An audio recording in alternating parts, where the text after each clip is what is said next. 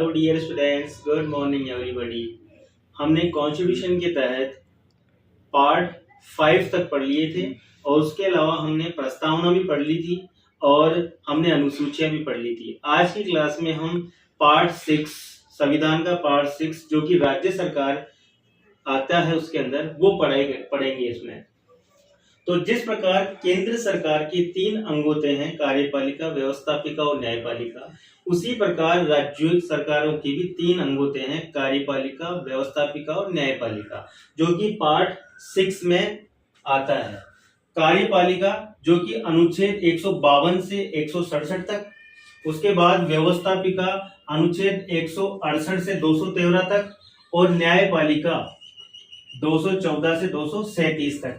आज हम fact to fact बात करेंगे पार्ट 6 पर, ताकि आपके जो भी एग्जाम्स में फैक्ट्स आए वो इसी में से क्लियर हो जाए। तो देखिए, कार्यपालिका अनुच्छेद 152 से लेकर 167 तक। अब इस कार्यपालिका के अंतर्गत हम कुछ अनुच्छेदों के बारे में जानने की कोशिश करेंगे। जो व्यवस्थापिका जो कानून बनाती है उनको लागू करने का काम कार्यपालिका करती है। और कार्यपालिका में देखिए अनुच्छेद 152, इस अनुच्छेद 152 में राज्य को परिभाषित किया गया है कि राज्य के अंतर्गत क्या क्या आता है।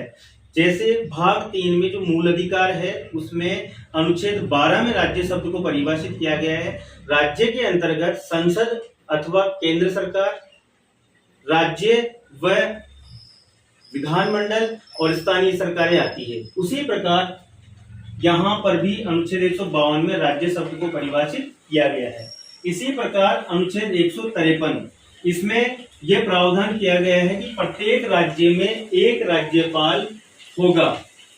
लेकिन यहाँ ध्यान देने योग्य बात यह है कि 7वें संविधान संशोधन अधिनियम 1956 के द्वारा यह प्रावधान किया गया कि एक ही व्यक्ति को 2 या 2 से अधिक राज्यों का राज्यपाल बनाया जा सकता है।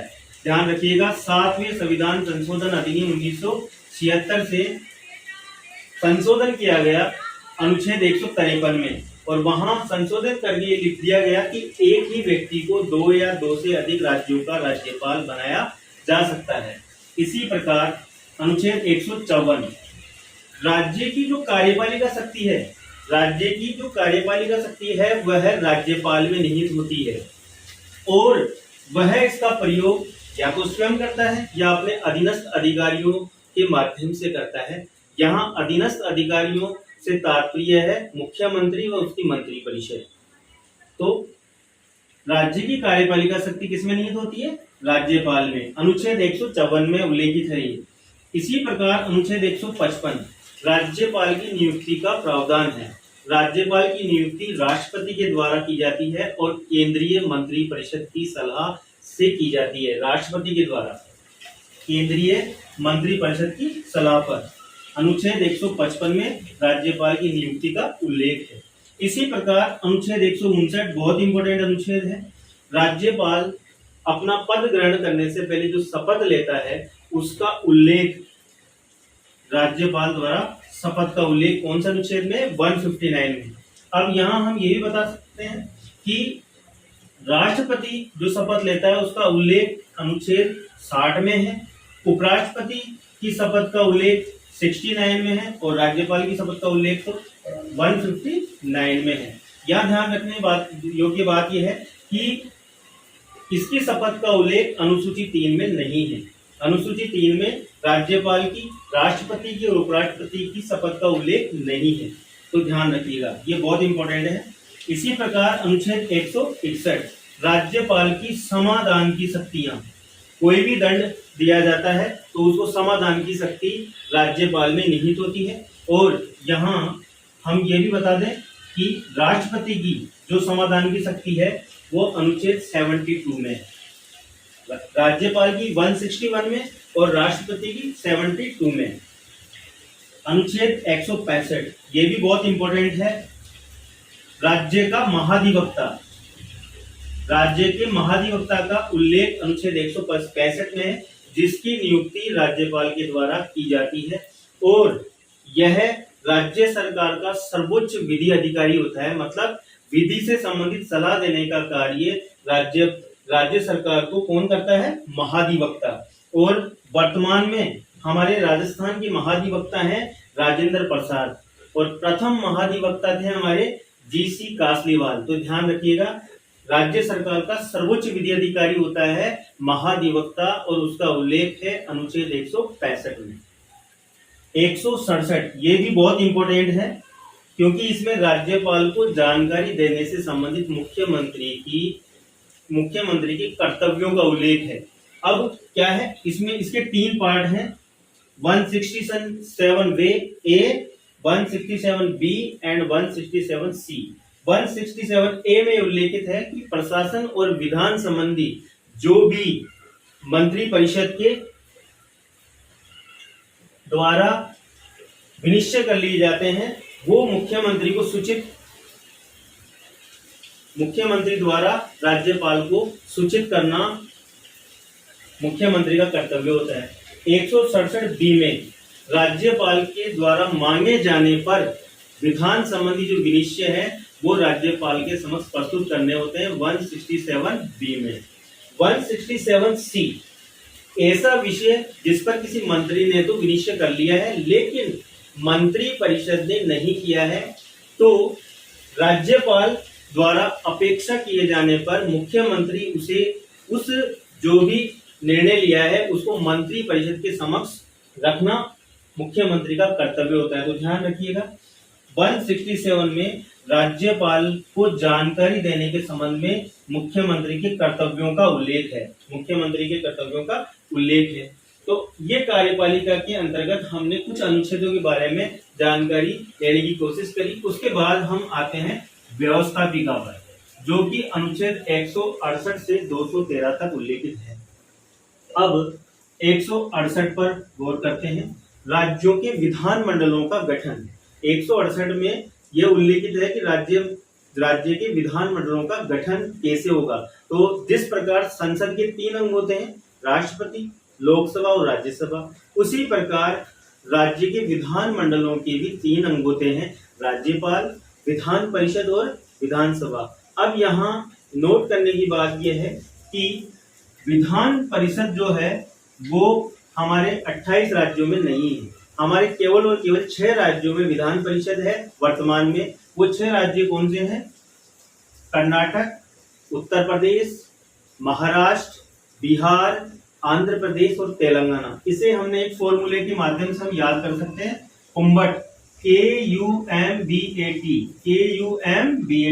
कर्नाटक, उत्तर प्रदेश, महाराष्ट्र, बिहार, आंध्र प्रदेश और तेलंगाना। इन 6 राज्यों के अलावा और राज्यों में एक ही सदन है जिसे कहा जाता है विधानसभा। अब अनुच्छेद 169, इसमें विधान परिषद का उत्साधन या सर्जन, विधान परिषद का निर्माण करना या उसे खत्म करना, उसका सृजन करना या उत्साधन करना। यहाँ यह ज्ञातव्य है हमें कि संसद ही विधान परिषद का उत्साधन करती है और सृजन करती है। अब हमारे राजस्थान में भी 66 सदस्यीय विधान परिषद का संकल्प पारित करके हमने संसद में भेजा हुआ है उसको, 66 सदस्यीय 169 में। उसके बाद अनुच्छेद 170 विधानसभा की संरचना का उल्लेख है अनुच्छेद 170 में। यहाँ हम ये बता दें कि अधिकतम विधानसभा की अधिकतम सदस्य संख्या होती है 500 और न्यूनतम सदस्य संख्या होती है 60। लेकिन कुछ अपवाद स्वरूप हमारे ऐसे राज्य हैं जहां पर 60 से भी कम विधानसभा सदस्य संख्या है, जैसे कि गोवा की 40 सदस्य विधानसभा है, मिजोरम की भी 40 है, सिक्किम की 30 है और सिक्किम की 32 है और पुडुचेरी की 30 है। ये 60 से भी कम है, तो ये अपवाद स्वरूप हो सकते हैं, लेकिन अधिकतम 500 और न्यूनतम 60 अनुच्छेद 170 में उल्लेखित है। अनुच्छेद 171 यहाँ पर विधान परिषद की संरचना का उल्लेख है। जैसे अनुच्छेद 170 में विधानसभा की संरचना का उल्लेख था, वैसे ही 171 में विधान परिषद की संरचना का उल्लेख है। यहाँ पर विधानसभा की कुल जो विधान परिषद है उसकी कुल सदस्य संख्या कितनी होगी, तो उस संबंधित राज्य की विधानसभा की कुल सदस्य संख्या का 1/3 से अधिक नहीं होगी। फॉर एग्जाम्पल, हमारे राजस्थान में कुल विधानसभा सीटें हैं 200 का 1/3 हुआ 66.66, अर्थात 66 सीटें हमारी विधान परिषद में हो सकती है। और हमने 169 के तहत राजस्थान में 66 सदस्यीय विधान परिषद का संकल्प पारित करके हमने उसको पारित करवाने के लिए संसद में भेज भी दिया है। तो 66 सदस्य हैं हमारी राजस्थान की विधान परिषद में जो कि बनेगी। अनुच्छेद 174, राज्य की जो विधानमंडल है उसके जो सत्र हैं उनका सत्राहूत करना, सत्रावसान करना और विघटन करना। सत्रावसान और विघटन, इसकी शक्ति राज्यपाल में नहीं था, ध्यान रखना। और अगर स्थगन करना हो तो स्थगन की शक्ति होती है विधानसभा अध्यक्ष की। तो 174 में, अनुच्छेद 178 में विधानसभा होती है, उसका अध्यक्ष और उपाध्यक्ष का उल्लेख है। 178 में विधानसभा के अध्यक्ष और उपाध्यक्ष का उल्लेख है। वर्तमान में हमारे विधानसभा के अध्यक्ष हैं वासुदेव देवनानी। इसी प्रकार 182, अनुच्छेद 182 में विधान परिषद का सभापति और उपसभापति का उल्लेख है। इसी प्रकार अनुच्छेद 200, यह भी बहुत इंपॉर्टेंट अनुच्छेद है हमारा, राज्यपाल द्वारा विधेयक पर अनुमति। ये इंपॉर्टेंट है। विधेयक कानून बनते हैं व्यवस्थापिका में, और व्यवस्थापिका में कानून अंतिम रूप से जो है लागू होता है वो राज्यपाल के हस्ताक्षर के बाद ही वो कानून बनता है। तो अनुच्छेद 200 में विधानसभा से पारित होने के बाद में कोई विधेयक होगा वो राज्यपाल के पास जाएगा, और राज्यपाल के पास 3 शक्तियां होती है। वह उस पर अनुमति दे सकता है, यदि अनुमति दे देता है तो वो विधेयक कानून के रूप में पारित हो जाता है। उसे अस्वीकृत भी कर सकता है वो। और थर्ड ऑप्शन है उसके पास में, राष्ट्रपति के विचारार्थ भी उसे आरक्षित रख सकता है उस विधेयक को। तो राज्यपाल को विधेयक पर अनुमति देने की जो पावर है वो अनुच्छेद 200 में है। इसी प्रकार अनुच्छेद 201, राज्यपाल ने जिस विधेयक को राष्ट्रपति के विचारार्थ रखा है उस विधेयक पर राष्ट्रपति के पास भी 3 शक्तियां होती है। वह भी उस विधेयक को स्वीकृत कर सकता है, अस्वीकृत कर सकता है और पुनर्विचार के लिए लौटा सकता है। तो अनुच्छेद 201 में। अब अनुच्छेद 213, राज्यपाल की अध्यादेश जारी करने की शक्ति निहित है अनुच्छेद 213 में। यहाँ राष्ट्रपति की शक्ति का उल्लेख है अध्यादेश जारी करने की का, तो अनुच्छेद 123 में राष्ट्रपति की शक्ति है अध्यादेश जारी करने की, और राज्यपाल की अनुच्छेद 213 में। ये अध्यादेश क्या होते हैं, इसकी नेक्स्ट क्लासेस में हम डिटेल से पढ़ेंगे कि अध्यादेश क्या होते हैं। इसी प्रकार ये हमारी व्यवस्थापिका पर हमने गौर किया। उसके बाद जो राज्य सरकार का थर्ड अंग है न्यायपालिका, अनुच्छेद 214 से 237 तक, इस पर भी हम फैक्ट टू फैक्ट बात करेंगे। अनुच्छेद 214, राज्यों के लिए उच्च न्यायालय, राज्यों के लिए उच्च न्यायालय और प्रत्येक राज्य के लिए एक उच्च न्यायालय होगा। यह अनुच्छेद 214 में उल्लेखित है। प्रत्येक राज्य के लिए एक उच्च न्यायालय होगा, यह अनुच्छेद 214 में उल्लेखित है। अनुच्छेद 216, हाई कोर्ट मतलब उच्च न्यायालय के गठन का उल्लेख है, जिसमें एक मुख्य न्यायाधीश और अन्य न्यायाधीश होते हैं जिन्हें राष्ट्रपति समय समय पर नियुक्त करता है। जैसे कि फॉर एग्जाम्पल हमारे राजस्थान जो उच्च न्यायालय है उसमें कुल स्वीकृत पद है मुख्य न्यायाधीश सहित 50। ये नोट कर लेना, ये इंपॉर्टेंट है। राजस्थान उच्च न्यायालय में कुल स्वीकृत पद है 50 मुख्य न्यायाधीश सहित। अनुच्छेद 217, हाई कोर्ट की जो न्यायाधीश होते हैं उनकी नियुक्ति का उल्लेख है, और हाई कोर्ट के न्यायाधीशों की नियुक्ति 62 वर्ष की आयु तक, मतलब उनकी सेवानिवृत्ति आयु होती है 62 वर्ष की आयु तक वो अपने पद पर रहते हैं। अनुच्छेद 219, यही भी इंपॉर्टेंट है हमारा, जहां उच्च न्यायालय के न्यायाधीश की शपथ का उल्लेख है। उच्च न्यायालय के जो न्यायाधीश होते हैं वो शपथ ग्रहण करते हैं और उसके शपथ का प्रारूप उल्लेखित है अनुसूची 3 में, थर्ड अनुसूची में उल्लेखित है, ये ध्यान रखना। उसके बाद अनुच्छेद 221 में न्यायाधीशों का वेतन, न्यायाधीशों के वेतन का उल्लेख है और वेतन कितना मिलेगा उसका उल्लेख है अनुसूची 2 में। कौन सी अनुसूची में? अनुसूची 2 में वेतन का उल्लेख है। अब जो न्यायाधीशों को वेतन मिलता है वो राज्य की संचित निधि से मिलता है, लेकिन यहां इंपॉर्टेंट यह है कि वेतन तो उनको राज्य की संचित निधि से मिलता है, लेकिन सेवानिवृत्ति के बाद में जो पेंशन मिलती है वो भारत की संचित निधि से मिलती है। तो यहां ये नोट कर लेना आप, वेतन मिलता है राज्य की संचित निधि से और सेवानिवृत्ति के बाद में पेंशन मिलती है भारत की संचित निधि से। अनुच्छेद 221।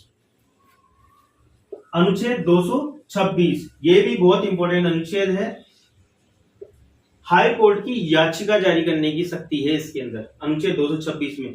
जिस तरह अनुच्छेद 32 के तहत उच्चतम न्यायालय को याचिका जारी करने की शक्ति है, उसी प्रकार अनुच्छेद 226 के तहत हाई कोर्ट भी 5 याचिकाएं प्लस 1 याचिका अन्य याचिका जारी करता है, जिसमें 5 याचिकाएं हैं बंदी प्रत्यक्षीकरण, परमादेश, प्रतिषेध, अधिकार प्रच्छा, उत्प्रेषण और एक अंतरिम राहत याचिका होती है, इंजेक्शन याचिका जिसे बोलते हैं अनुच्छेद 226 के तहत। यहाँ ये ध्यान रखना है आपको, सुप्रीम कोर्ट 5 प्रकार की याचिकाएं जारी करता है, लेकिन हाई कोर्ट 6 प्रकार की याचिकाएं जारी करता है। 5 प्लस 1 वो अंतरिम राहत याचिका होती है, उसे बाद में डिटेल से पढ़ेंगे हम।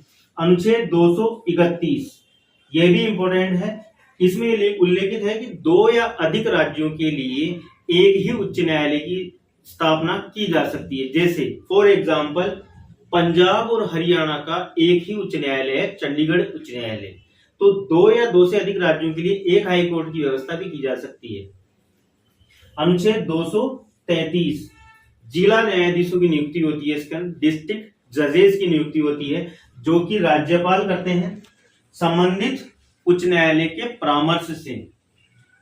लेकिन यहां यह ध्यान रखना है कि वह व्यक्ति जो संघ या राज्य सरकार में जिला न्यायाधीश नियुक्त नहीं है, उसे जिला न्यायाधीश नियुक्त करने के लिए उसे कम से कम भी 7 वर्ष तक अधिवक्ता के रूप में अनुभव प्राप्त हो और उसकी सिफारिश उच्च न्यायालय ने की हो। तो आज की हमने इस क्लास में कॉन्स्टिट्यूशन पार्ट 6 के तहत राज्य सरकार के 3 अंगों कार्यपालिका, व्यवस्थापिका और न्यायपालिका के बारे में पढ़ा। इसको डिटेल से हम अनुच्छेद बाय अनुच्छेद बाद की क्लासेस में पढ़ेंगे, लेकिन हमने एक पार्ट 6 का स्केलेटन तैयार किया है। इस स्केलेटन को अगर यदि आपने पढ़ लिया और इस स्केलेटन को आपने माइंड में बिठा लिया तो मैं कहता हूं कि आपको कॉन्स्टिट्यूशन आसानी से समझते हुए चले जाओगे आप। Thank you so much.